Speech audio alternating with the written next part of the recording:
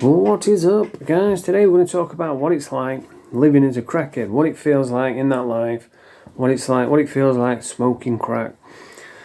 Yeah, I'm just going to take you back to what it feels like. Now, you all know my story. I used to be a homeless heroin addict. I got clean, got sober, built everything up, got a good job, built all my friends back, plenty of money in the bank.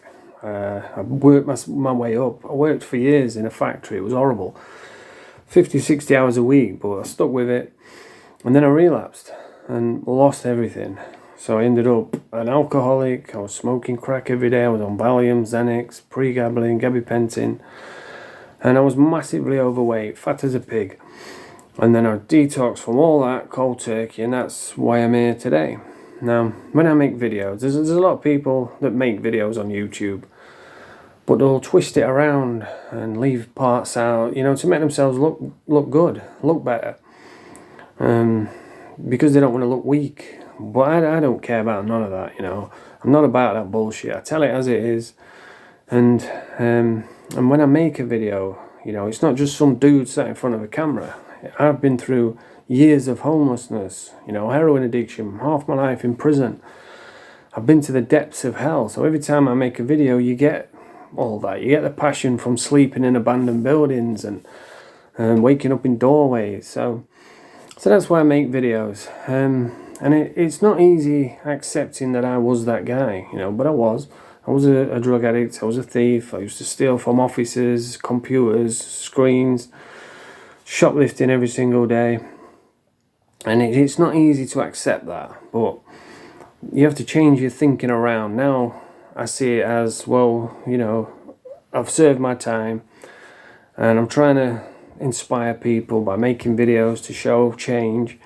And I just think the way I look at it now is, say like you were sat in a room with another bloke, right, and he's got a perfect life. Who would you rather sit with? Somebody who's got a perfect life, loads of money, perfect kids, good job, talk about him going on holiday and how great his kids are doing and talking about his new car? Or would you rather sit with a dude who's been through some shit, somebody who's overcome adversity, somebody who's been through hell and made it out the other side? And you know what I mean? I would rather sit with somebody who's broken than somebody who's got a perfect life. And it's like on Facebook, when I go on Facebook, I just feel like I'm cooler than all these motherfuckers, It's like they're putting up posts about the kids and going on holiday and posting pictures of the dinner, and I just think that's boring, They'll post going out on a night looking, this fake life, what they've got, everything's great, looking glam, going out tonight, posting pictures, drinking alcohol around town. Oh, going out tonight, it's going to get messy. Why? You're going to shit yourself. Why is it going to get messy? And I understand it. Everybody tries to portray this perfect life, but I don't care about none of that. And I just tell people the truth. And the truth is, being a crackhead is horrible. It's like hell on earth. And at least when I was at my worst point was when I was on crack. It's probably the worst, most destructive drug out of all of them. At least when I was on heroin, I tried to maintain at least some level of decency, and it got me in trouble a few times. I remember when we went to score drugs from somebody's house, this woman's house, and on the way down there was a big wedge of money on the table. So I shouted, "Hey, there's a big wedge of money down here," and everybody looked at me like they wanted to kill me, I got loads of heat for that. But that's just me, I try to maintain some level of decency, although I failed most of the time because I was a shoplifter and I used to steal from buildings, and I'm not proud of that, but there's nothing I can do about it. And but when I was on crack, all that went out the window. I would have stolen from myself if I could have.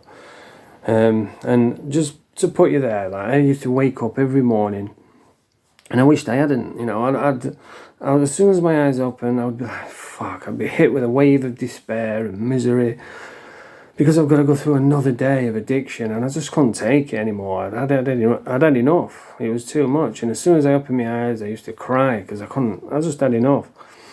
And my chest used to hurt from crying, and And then I'd have to get up, you know, and go out trying to get money, and it's nothing worse. I used to, like, I'd smoke crack, and then afterwards, yeah, the buzz is not even that good.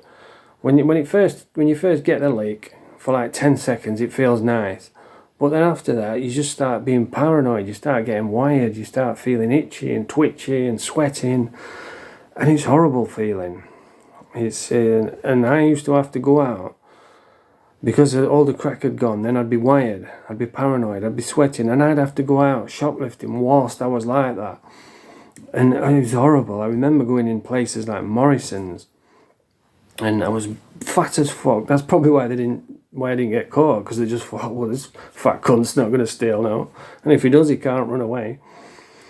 And I remember I went into Morrison's, and I just remember thinking, man, I've just got to get it. You know, if I get caught, I get caught. I'll go to prison. I'm not bothered. My life's shit anyway. So I went in with 2 bags. I filled them full of cheese. It was all bulging out the top, fucking falling out. And as I went to the door, there was 2 security guards there. I thought, well, obviously they know I've done it. But I thought, well, I've got to get out. I'm going to risk it. And I walked past them, these 2 security guards, they didn't even blink. It must have been coincidence that they was there. And I couldn't believe it. Why did they not catch me? There was big blocks of cheese hanging out of the bag and everything. But I used to have to do that all the time. And it's horrible. When I think back to it now, it breaks my heart. But there's nothing I can do. You know, I was that guy. And there's nothing worse than going out shoplifting when you're wired. And I would just go into shops. I would steal, like Yankee candles, they were a good seller. I would put like 10 in a bag, but they make a lot of noise. And I would walk out and the alarms would be going off, but no one ever challenged me. And I don't know how I got away with it, but I did. And I'm still, to this day, I'm like expecting a knock on the door to be the police from way back when. Because when you're on alcohol and Valium, you can't remember half the shit you've done.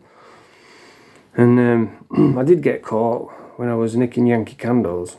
And what I used to do is I had a rucksack on, and I'd unzip my rucksack. I'd grab the Yankee candle, then put it into my rucksack on behind. And sometimes I'd miss the sack because I was drunk on Valium, and they'd just fall on the floor and smash. So I probably looked on top to death. And I got caught down at a big shopping mall in Doncaster, and I'll never forget it. They dragged me through the whole mall, handcuffed, my hands behind my back, bent over. It's just so embarrassing. But, you know, there's nothing I can do.